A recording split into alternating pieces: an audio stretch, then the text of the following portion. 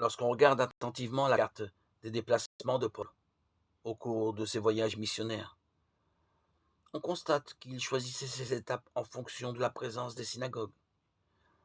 Il agissait ainsi par fidélité au projet de Dieu qui a choisi Israël pour être son témoin au milieu des nations.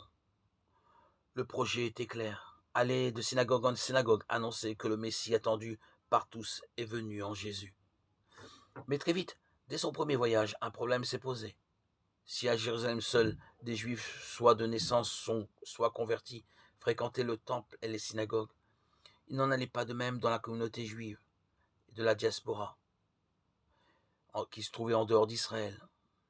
Pour la célébration du Shabbat, chaque samedi matin, les synagogues ouvraient leurs portes non seulement aux Juifs de naissance et aux prosélytes, les convertis, mais aussi à des païens qu'on appelait les craignants Dieu, devenus adorateurs du Dieu d'Israël.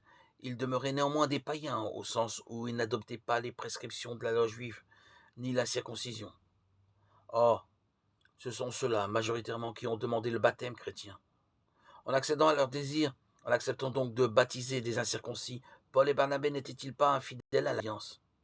Bientôt, à l'intérieur même de la communauté chrétienne, deux clans s'opposèrent. D'un côté, ceux qui voulaient imposer la circoncision à tous les candidats au baptême, de l'autre, ceux qui s'appuyaient sur la parole de Jésus.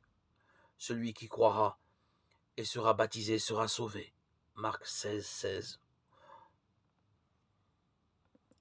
Et c'est bien sûr cette position qui l'emporta, puisque le salut de Dieu n'est pas réservé aux Juifs, il est offert à tout homme de bonne volonté.